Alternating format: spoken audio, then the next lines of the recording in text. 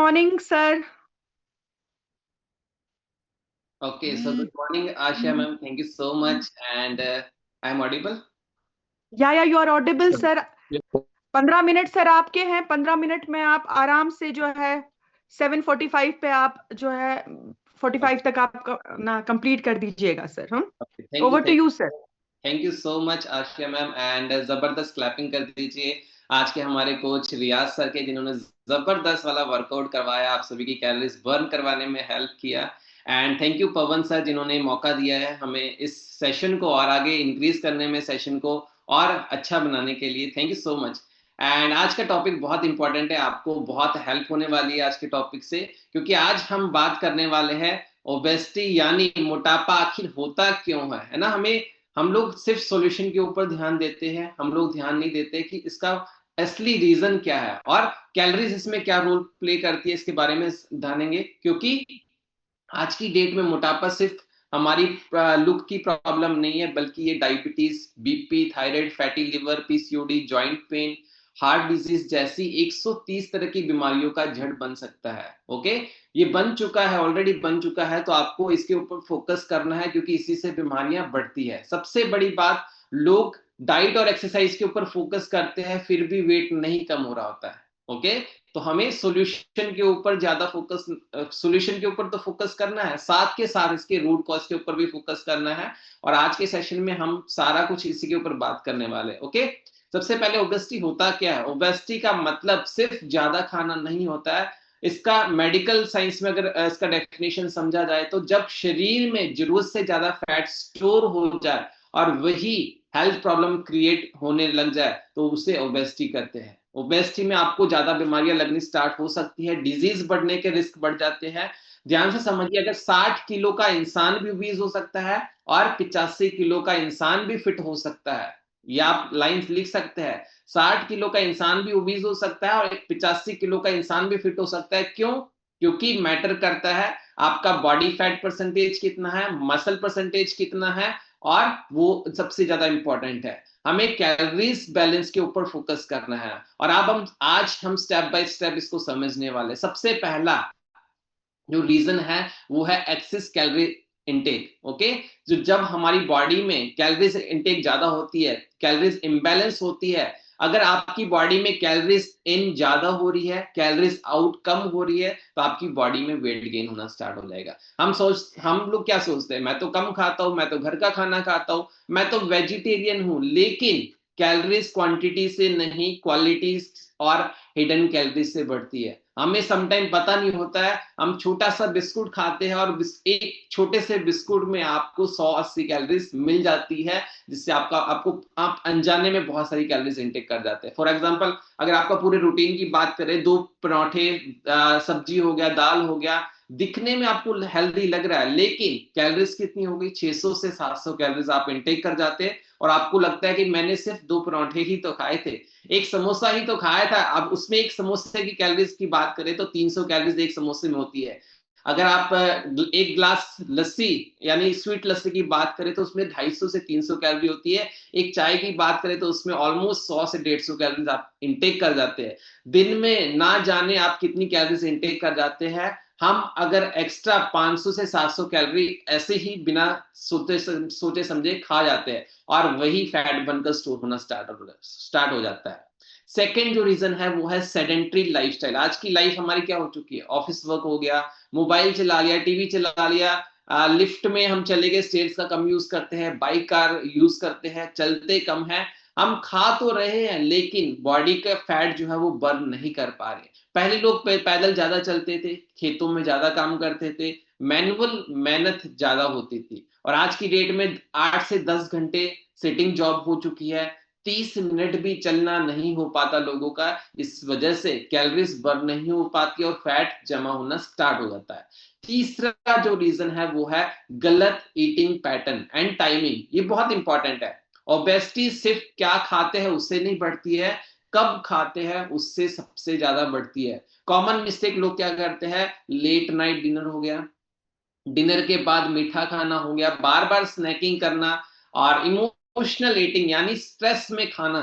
अगर आप emotional eating कर रहे हैं, इमोशनल ईटिंग बहुत ही ज्यादा हमारे ओबेसिटी के ऊपर फर्क डालता है। और वो अगर हम डर में खा रहे हैं, स्ट्रेस में खा रहे हैं, हम दुखी है तब खा रहे हैं, गुस्सा आ रहा है तब खा रहे हैं, तो आपकी बॉडी में ये ना जाने आपकी बॉडी में फैट बनाना स्टार्ट कर देगा। ओके, रात को अगर आप लेट नाइट डिनर कर रहे हैं, तो रात को क्या होता है, हमारा मेटाबॉलिज्म जो है वो स्लो होता है। अगर आप रात को हैवी खाना खाएंगे, या अगर आप रात को ज्यादा लेट नाइट खाएंगे, तो आपकी बॉडी में वो फैट में कन्वर्ट हो जाएगा। वो हेल्दी भी खाएंगे तो आपकी बॉडी में वो फैट में कन्वर्ट हो जाएगा। तो लेट नाइट डिनर नहीं करना है, क्योंकि स्लो मेटाबॉलिज्म होता है। ओके, चौथा जो रीजन है वो है हार्मोनल एंड मेटाबॉलिक इशू।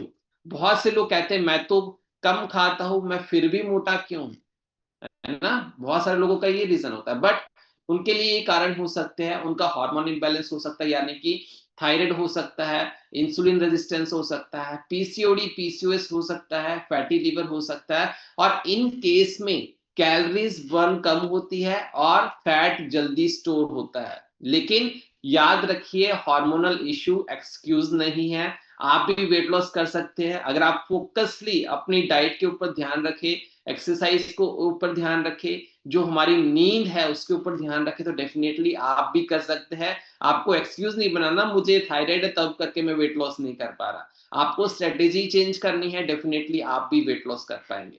पांचवा जो रीजन है मोस्ट इंपॉर्टेंट है, वो है स्ट्रेस, यानी कि नींद।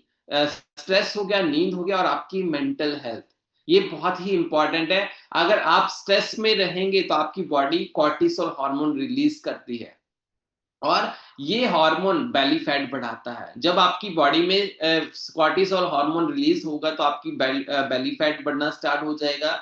आपको शुगर क्रेविंग्स होना स्टार्ट हो जाएगी, आपको बार बार मीठा खाने का मन करेगा, आपको कुछ भी स्नैकिंग में आपको मीठा खाने का मन करेगा। तो ये बहुत ही इंपॉर्टेंट है। और अगर नींद कम होगी तो आपका मेटाबॉलिज्म जो है वो स्लो हो जाएगा। अगर मेटाबॉलिज्म स्लो हो जाएगा तो आपकी ऑटोमेटिकली आपका वेट गेन होना स्टार्ट हो जाएगा, क्योंकि आपका मेटाबॉलिज्म कैलोरीज इन तो कर रहा है, बर्न नहीं कर पा रहा। ओके, हंगर हार्मोन रिलीज होने स्टार्ट हो जाएंगे। इसलिए कहा जाता है स्ट्रेस प्लस लेस स्लीप। अगर आप स्ट्रेस में हैं और नींद कम ले रहे हैं, तो गारंटेड आपका वेट बढ़ना स्टार्ट हो जाएगा। तो ये बहुत ही इंपॉर्टेंट है, इसके ऊपर आपको फोकस करना है। तो ये 5 कॉज बहुत इंपॉर्टेंट है। अगर आपने इसके ऊपर फोकस किया, डेफिनेटली आप वेट लॉस के ऊपर ध्यान दे सकते हैं। और अब आते हैं सबसे मिसअंडरस्टूड जो टॉपिक है, वो है कैलोरीज। कैलोरीज क्या होती है, कितने लोगों को पता है कैलोरीज क्या होती है? कितने लोगों को पता है, हैंड रेज करेंगे। कैलोरीज क्या होती है? कैलोरीज हमारा कोई दुश्मन नहीं है। कैलोरीज एक तरीके की एनर्जी होती है। कैलोरीज का मतलब क्या है, जैसे गाड़ी के लिए पेट्रोल चाहिए, मोबाइल के लिए बैटरी होती है, वैसे ही बॉडी के लिए कैलोरीज होती है। अगर हम कैलोरीज नहीं खाएंगे, अगर कैलोरीज बिल्कुल ही खत्म कर देंगे, तो हम जी नहीं पाएंगे, क्योंकि calories are the fuel of our body, है ना। कैलोरीज हमें बॉडी को चाहिए, बट कहां से वो कैलोरीज लेनी है, वो सबसे ज्यादा इंपॉर्टेंट है। ओके, तो कैलोरीज इंपॉर्टेंट है। और कैलोरीज के 3 सोर्स होते हैं। हम जो भी डाइट लेते हैं उसमें 3 सोर्स आते हैं। सबसे पहला कार्बोहाइड्रेट, ठीक है। कार्बोहाइड्रेट में आप लिख सकते हैं जिसमें राइस, रोटी, शुगर, जितना भी कार्बोहाइड्रेट्स है, उसमें 1 ग्राम कार्बोहाइड्रेट में ऑलमोस्ट 4 कैलोरीज होती है। अप्रोक्स 4 कैलोरीज होती है 1 ग्राम कार्बोहाइड्रेट में।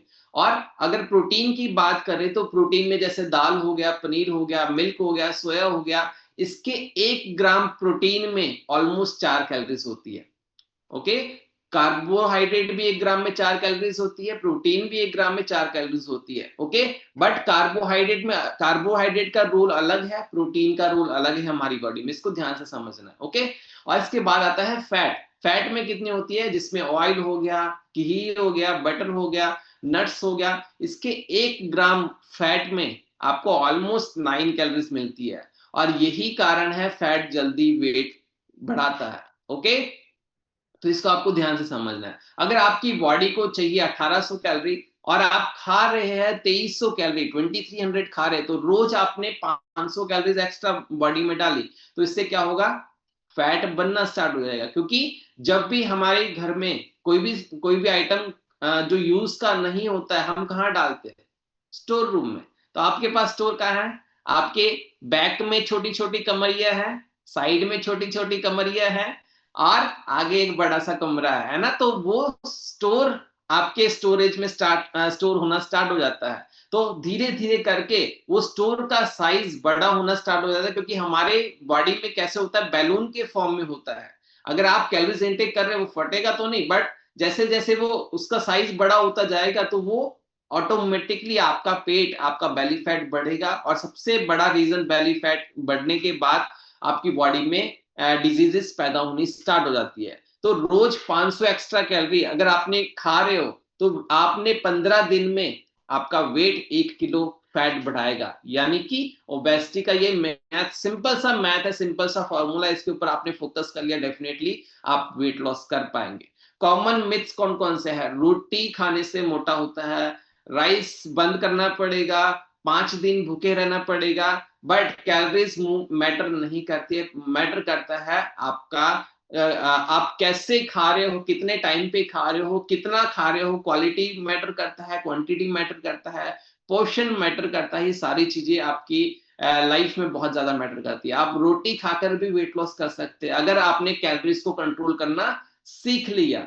ओके, तो आपको कैलोरीज मैटर करती है, फूड मैटर नहीं करता। आप एक चॉकलेट लीजिए और एक साइड में एप्पल लीजिए, तो दोनों की कैलोरीज अगर ऑलमोस्ट देखा जाए, तो दोनों की कैलोरीज में आपको साइज तो दोनों का सेम है, बट कैलोरीज का बहुत ज्यादा फर्क आ जाता है। ओके, तो आज से आपको आपका जो मोटापा है वो अचानक से नहीं होता, इसके ऊपर जरूर फोकस करना है। आपके डेली हैबिट्स आपको बहुत बड़ा रिजल्ट दे सकती है। आपका सोने का समय, आपका उठने का समय और आपका खाने पीने का समय, इससे आपका रिजल्ट बहुत जबरदस्त आ सकता है। तो आपको डेली हैबिट्स के ऊपर काम करना है।